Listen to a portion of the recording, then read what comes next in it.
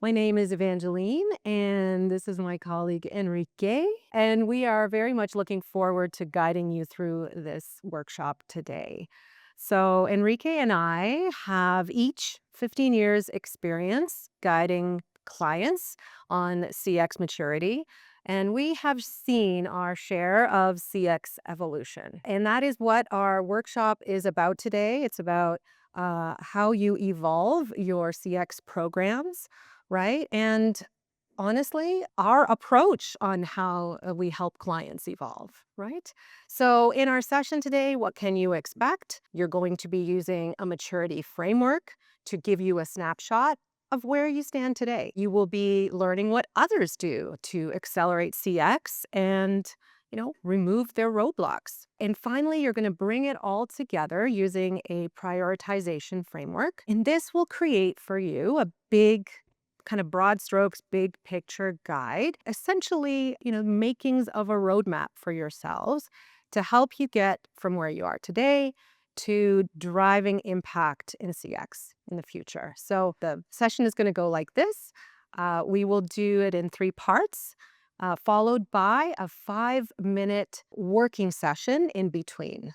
And then after we finish, you will have about 15 minutes to continue working. Please make sure you have in front of you these 2 handouts. There's one gray and there's one blue. Okay. They look like this. You will be using both, but you will also get this information with a digital copy of the presentation that's going to be emailed to you. So, in honor of Black History Month, this is a famous quote by Arthur Ashe. And if you don't know, he is, I should say, the late Arthur Ashe. He was a famous tennis player and humanitarian. And why we like this quote is because it really captures the essence of what we are doing today, right? So, as advisors, we're not merely just sharing our approach, we're actually sharing our process with you. And honestly, that's the fun part. Enrique, can you start us off? That means that I'm not the fun part? Okay, so let's go. How do we actually move the needle on our CX maturity? And as we saw before, this is a journey. So we use this 4 steps journey to move the maturity of our other CX program. First step is get honest on the situation where you are today, knowing where are you, basically where you want to be in 3 years' time, based on your priorities and your business priorities, on the needs that you have under this assessment that you did at the very beginning. Then second, you map the terrain. Literally, you find which are the challenges, which are the opportunities, which are the long-term opportunities and the low-hanging fruit opportunities. Then you move into a prioritization. You start prioritizing the action that will be part of your 3-year roadmap. And finally, you will have a plan. It's basically paper without reaction, without basically the implementation and being able to change the course if the data tell us so. Okay, so we will follow these 4 steps. So let's go to the very first one. In order to understand which is your situation and where do you want to go, what we will share is basically, okay, how we see CX program evolve. And when we work with our client, we found them to move in 4 different stages. Okay, 2 that are really reactive, there is a very reactive stance, 2 that are more proactive, that basically make your CX program really a powerhouse, okay? Something that moves the company. So let's start from the very beginning, the foundation. And the foundation is basically the plumbing, is the survey stage. Is where you start listening to your client, but you do not have a lot of areas to listen to, okay? You start acting, but basically what you are doing is the close the loop. That is acting on the loudest voice in the room, okay? So that's the first one. Then you move into progressing. That here is where you start picking some unsolicited feedback, okay? You are still thinking on listening to the customer, but let's face it, you are still in find and fix, okay? You are solving the problems instead of preventing them. Then we move into the integrating phase. And the integrating stage basically is where the magic starts, okay? You, instead of looking at individual touch point, what you're doing, it's looking at whole customer journeys, okay? You are basically moving from fixing what is wrong to start designing what is next. And last is the differentiating. And here is where we have an omnichannel strategy, where we listen in different points, we listen in different ways to the customer, but the most important piece is that we proactively are managing the experience. We have an homogeneous, orchestrated customer experience, okay, that really help us to make that the CX objectives are the business objectives. But here is the hard truth. Most of the program really get stuck. They get stuck normally in between, in a plateau that is in between progressing and integrated. And that's where we find systematically a lot of programs to get there. Why? Because here is not about implementing a new listening pause or a new technology. It needs a change on the mindset. It implies that you need to stop doing basically fixing and react to really be proactive and manage the customer experience. You need to stop playing defense to start playing offense. And here you can insert a Super Bowl joke that I will not make it because I'm Spanish and I have no clue about the Super Bowl, okay? Here is the thing that we often forget. That is the customer. The customer has no visibility of our org chart, okay?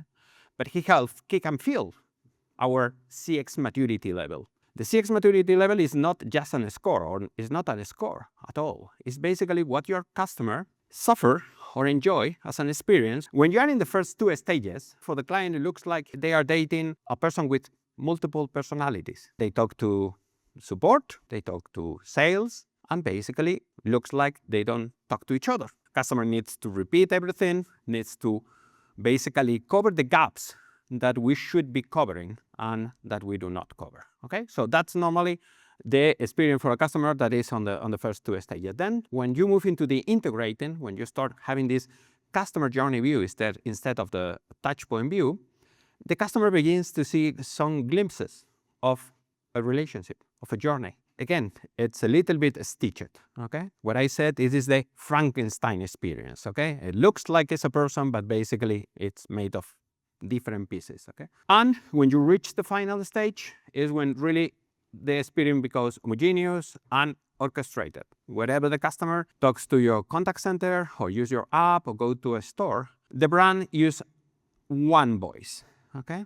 For the customer is really an homogeneous experience. They don't need to really cover the gaps that you have, and they don't need to do all the effort. So it looks like a relationship with our customer. So that's basically the first stage. So Evangeline, can you guide us through the signal to action framework? Oh, yes. As we heard just now, right, getting experiences right is really hard for most brands. It's very challenging for organizations to do so. And as is actually uncovering what the roadblocks are that is making it so challenging. So after working with many clients over the years, Medallia developed a methodology based on qualitative CX benchmarking. And they did this across industries. And this is what we use to drive our maturity assessments with our clients and help unblock their progress. So what you see on the screen, take a moment and have a look at that infographic. What you see there is something called a signals to action framework. And if I may reiterate, this framework is based on, internal company capabilities that we witness from our clients that are successful CX leaders. So there are 4 dimensions: signals, insight, engagement, and action. And there are 3 unique capabilities that we see in CX leaders doing under each dimension. So basically, as advisors, we believe that these are the 12 practices that matter in driving CX evolution. Now the fun begins here. You're going to take some time now to assess your organization using these. Turn to this page in your handout, and I'd like you to rank your organization as high, medium, and low as you read through all of the different bullets here. So going down signals, you read bullet 1 and don't think about it too much. Don't overanalyze. Just use your gut and put a rating down on what you think your organization is. Go down through, and then at the end, I'd like you to aggregate or create an average for each of the 4 signals to action uh, dimensions here. And so when you are done, we're just going to take 5 minutes or so to do this now.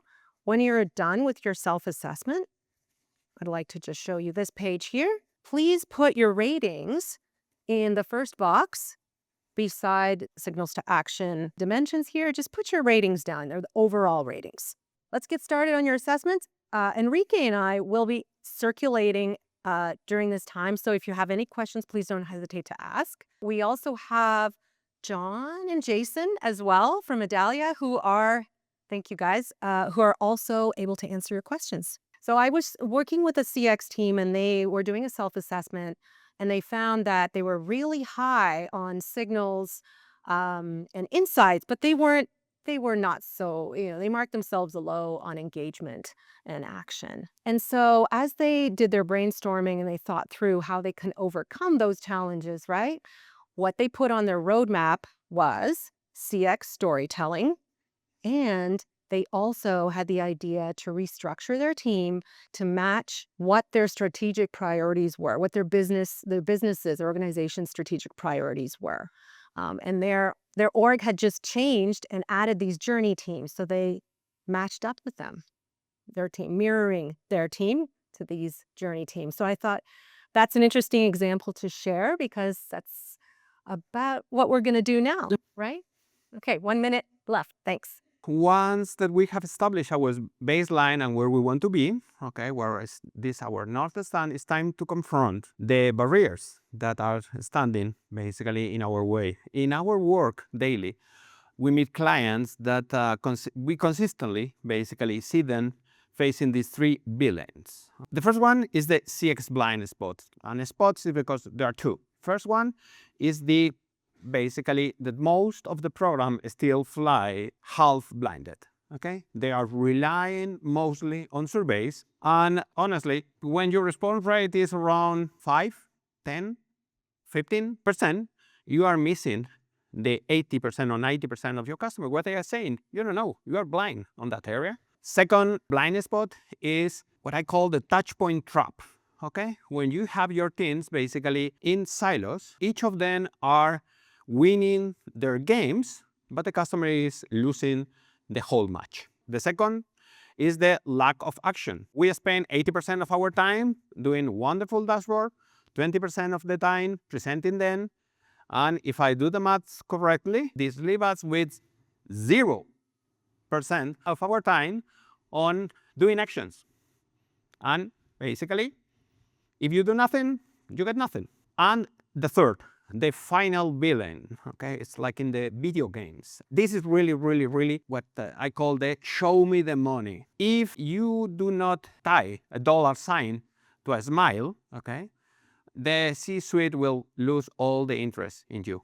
And basically, this is the one that will make the difference, that will make your program get funded or get forgotten. And unfortunately, this is one area that we find that most of the program still fail to show the ROI. We have seen the 3 billions, then you need to do actions. Okay, some of them will be to overcome the villains, some of them will be on basically expanding your program. This is a real life example. Okay, we don't want to keep this in the realms of theory. It's how we apply this principle to one of our multinational clients. They had exactly the same silos, the same barriers that we've been mentioning. Together, we map out a strategy across the 4 dimensions that Evangeline mentioned before, and we try to do a balance between what is, okay, the immediate impact versus what is the sustainable growth, okay, what will make us evolve. And as you can see here is, okay, on one hand, the quick wins, something that you can do normally in 90 days that give us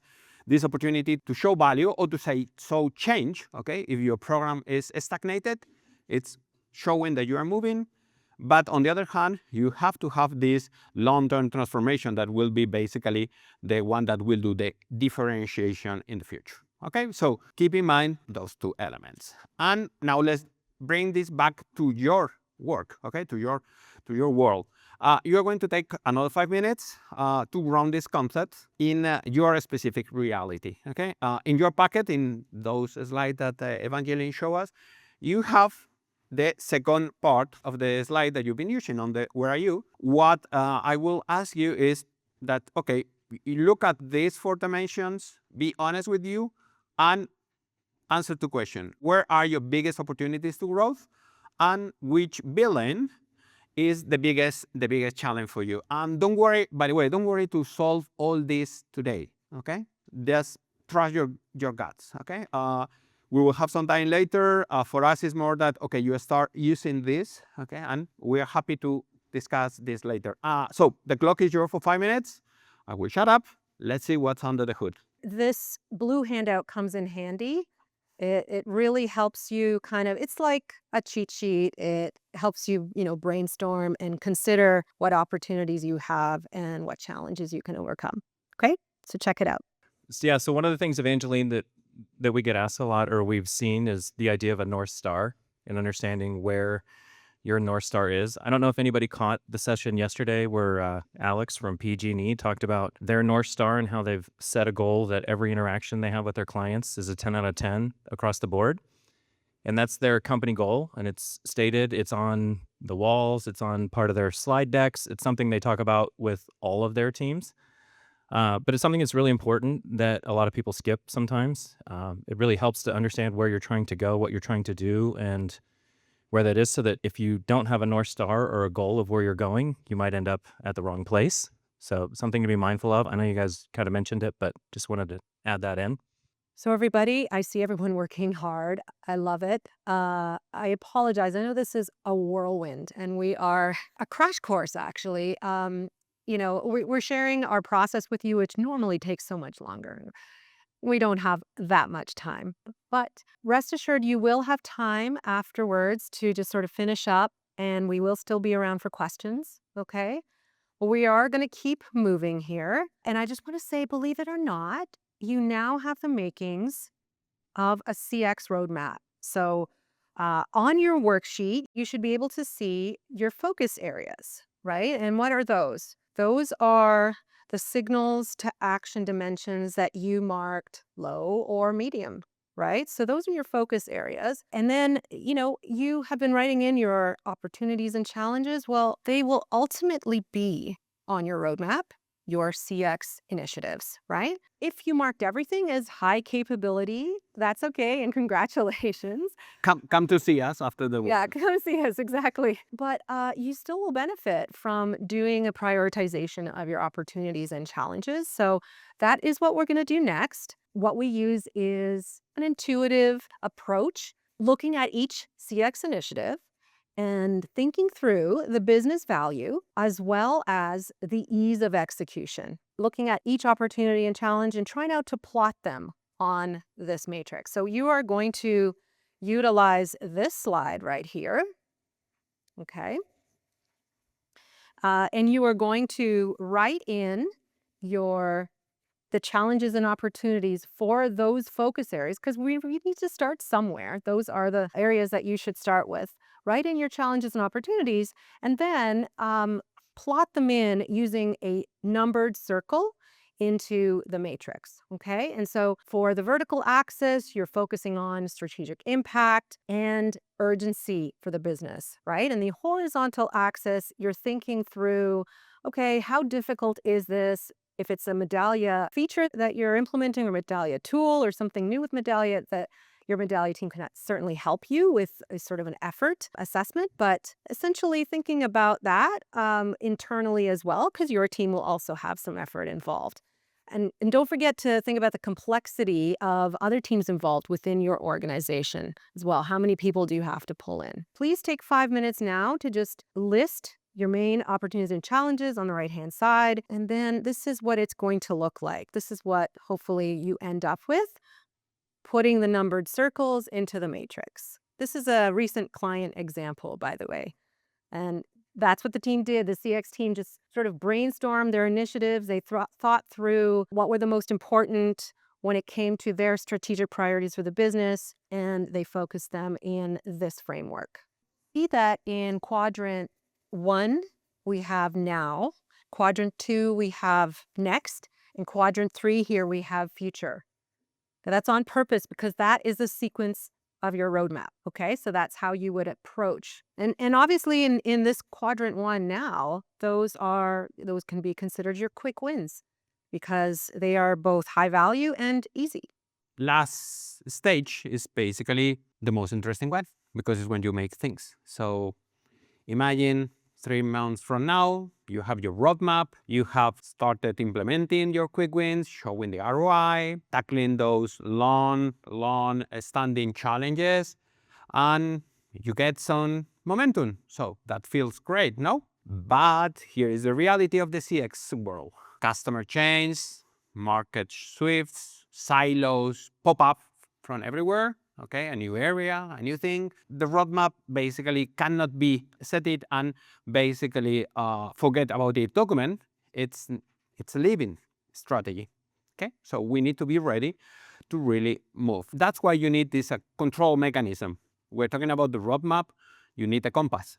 You need basically to have a pulse on the impact that you are delivering, that you are creating. Are you really moving the needle on those KPIs that you thought that they were the key one, or are you progressing on those areas that you were thinking that you need to progress?